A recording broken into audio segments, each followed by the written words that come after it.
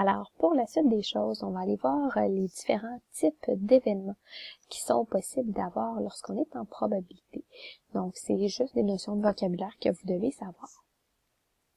Alors, on a les événements qu'on appelle équiprobables. Les événements équiprobables sont deux événements qui vont avoir en fait le même nombre de chances de se produire. Donc, deux événements sont équiprobables s'ils ont autant de chances de se produire l'un et l'autre. Alors, si je regarde mon exemple, je veux évaluer les probabilités d'obtenir un 1 ou d'obtenir un 2 en lançant un dé équilibré à 6 faces. Donc, ma probabilité d'obtenir un 1, ben, j'ai une chance sur 6. Et la probabilité d'obtenir un 2, j'ai aussi une chance sur 6. Donc là, on dirait que les événements obtenir un 1 et obtenir un 2 sont des événements équiprobables. Autre type d'événement, c'est ce qu'on appelle un événement élémentaire. Alors, qu'est-ce que c'est un événement élémentaire? C'est un événement qui va comprendre un seul résultat possible. Donc, si je suis toujours dans l'exemple du lancer de dés à 6 faces, on avait oublié de le préciser ici, là, à 6 faces. Si je me questionne à savoir quelle est la probabilité d'obtenir, de l'événement obtenir un nombre plus grand que 5, le seul résultat possible quand je lance un dé à 6 faces de nombre qui est plus grand que 5, c'est le nombre 6. Alors, si on voulait obtenir la probabilité d'obtenir un nombre plus grand que 5, on aurait une chance sur 6, encore une fois. Donc, il faut juste retenir qu'un événement élémentaire comporte un seul résultat possible. Par la suite, on a la notion d'événement mutuellement exclusif, ou alors, ce qui est un petit peu plus facile à comprendre en vocabulaire, c'est des événements qu'on appelle incompatibles. Donc, des événements vont être incompatibles s'ils ne peuvent pas se produire en même temps. Donc, c'est ça l'essentiel à retenir ici, ça ne peut pas se produire en même temps. Donc, ça va être un ou l'autre. Si on se situe avec un diagramme de Venn, ça c'est les diagrammes comme ça ici là qu'on a deux cercles, il y aura rien ici à l'intérieur dans l'intersection des deux, puisqu'on n'a rien en commun quand ce sont des événements incompatibles ou mutuellement exclusifs. Donc, on va peut-être se préciser ici, rien en commun entre les deux événements. Alors, si on regarde l'exemple qu'on a ici, on pige une carte dans un jeu de 52 cartes. L'événement A, ça va être obtenir une carte de carreau. L'événement B, ça va être obtenir une carte noire.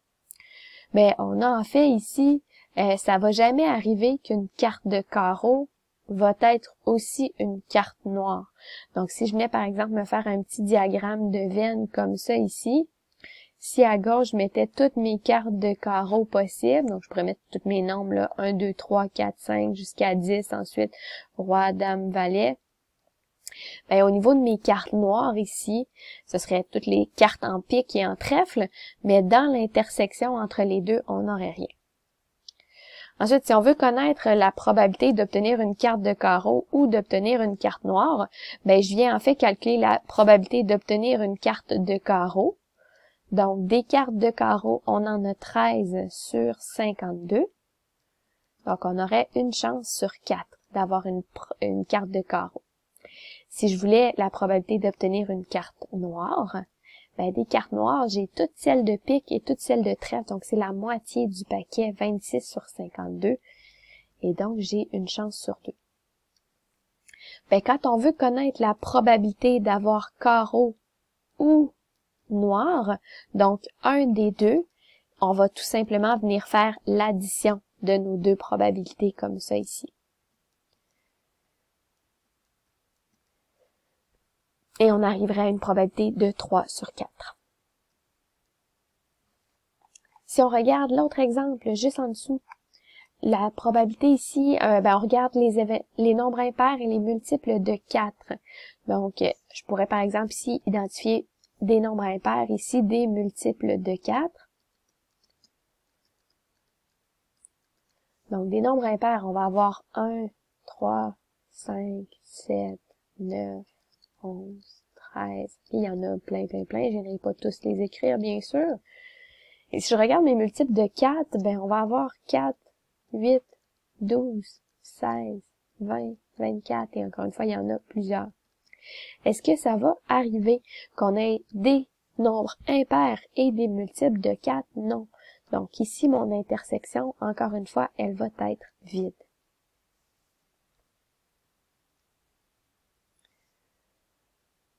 Par la suite, on a ce qu'on appelle les événements non mutuellement exclusifs.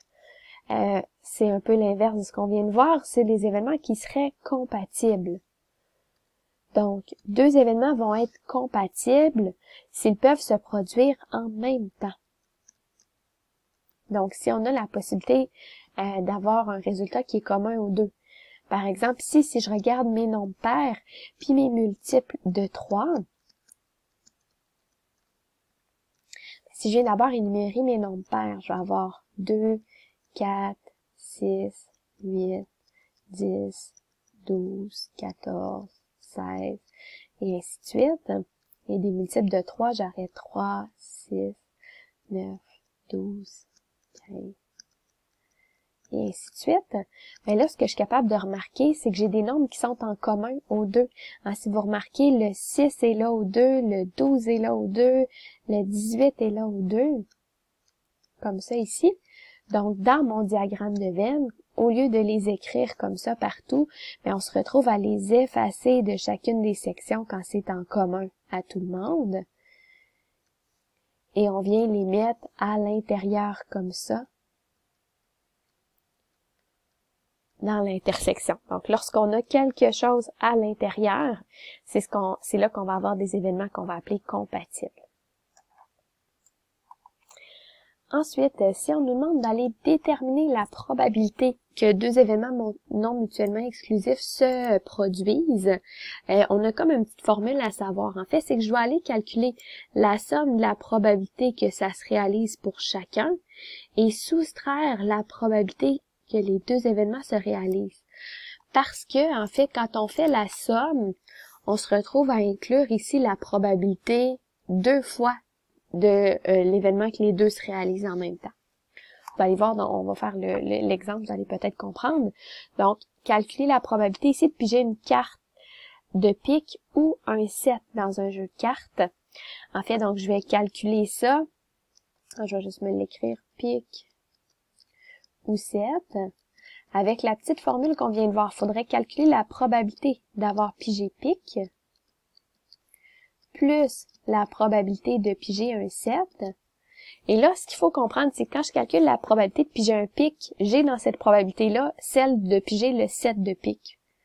Et quand je vais calculer la probabilité de piger un 7, j'ai aussi la probabilité de piger le 7 de pique. Donc, il faut qu'on vienne l'enlever parce que là, on est en train de le calculer 2 fois. Donc, on vient enlever la probabilité de la combinaison des deux, qui est de piger le 7 de pique. Alors, si je voulais calculer ça, la probabilité de piger un pique dans un jeu, ben j'ai 13 chances sur 52, ou vous auriez pu écrire 1 sur 4. Ensuite, la probabilité de piger un 7, ben j'ai 4 chances sur 52. Et la probabilité de piger le 7 de pique, oups, j'ai marqué plus, il faut l'enlever ici. Le 7 de pique, ben il y en a juste un dans le jeu, donc 1 sur 52. Donc, je vais me retrouver à calculer ça ici, 13 sur 52, plus 4 sur 52, et là, j'enlève 1 sur 52. Et en fraction réduite, ça nous donne 4 treizièmes. Donc, ce serait ici la probabilité. Un autre type d'événement qui existe, ce sont ce qu'on appelle les événements complémentaires. Alors, les événements complémentaires ont deux caractéristiques qu'on doit retenir. Ce sont des événements incompatibles, puis la réunion de leurs ensembles correspond à l'univers des possibles. Donc, ils sont incompatibles, on n'a rien de commun, puis quand j'émets les deux ensemble, ça se retrouve à être oméga. Par exemple, ici, si on nous parle d'un lancer de dés, obtenir un nombre pair, obtenir un nombre impair. Donc, je lance un dé, les nombres pairs, c'est 2, 4 et 6. Les nombres impairs sur mon dé, ce serait 1, 3, 5. Donc, on a bel et bien une intersection qui est vide. Et si je regarde oméga, quand je lance un dé, c'est 1, 2, 3, 4, 5, 6. Ben là, ici, ce qu'on peut remarquer, c'est que la probabilité d'un nombre pair, en fait, c'est que toutes les options des nombres pairs et toutes les options des nombres impairs, ensemble, ça se retrouve à former oméga. Donc, ce sont des événements complémentaires. On peut aussi utiliser la petite formule qui est ici, qui me dit que si j'ai deux événements comme ça, puis que je viens additionner la probabilité de chaque événement, puis que c'est égal à 1, alors ils sont complémentaires, parce que 1, c'est le total des résultats possibles. Alors, il nous reste deux petits événements à la page suivante ici. Alors, tout d'abord, on va avoir ce qu'on appelle les événements indépendants. Alors, les événements indépendants, on en a besoin de deux pour juger qu'ils sont indépendants. C'est que la réalisation de un n'influencera pas sur la probabilité de réalisation de l'autre. Donc, le premier n'a pas d'impact sur le deuxième. Concrètement, on vous le dit ici, c'est lorsqu'on a une expérience aléatoire avec remise. Donc, par exemple, je tire des billes ou l'exemple qu'on a ici, on lance un dé à 6 faces. Ben, le résultat de mon premier lancer de dé n'aura pas d'impact sur le résultat de mon deuxième. Alors, voilà ici des événements indépendants. Si on parle d'événements dépendants, ben, c'est un peu le contraire. Donc, ils vont être dépendants si la réalisation de l'un influence la réalisation de l'autre.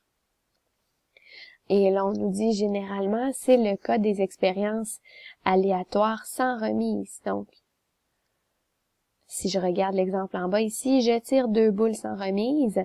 Donc, au départ, j'ai 49 boules, mais une fois que j'ai gardé ma boule tirée, ça va avoir une incidence parce que mon total après va être de 48. Alors, voilà pour les types d'événements.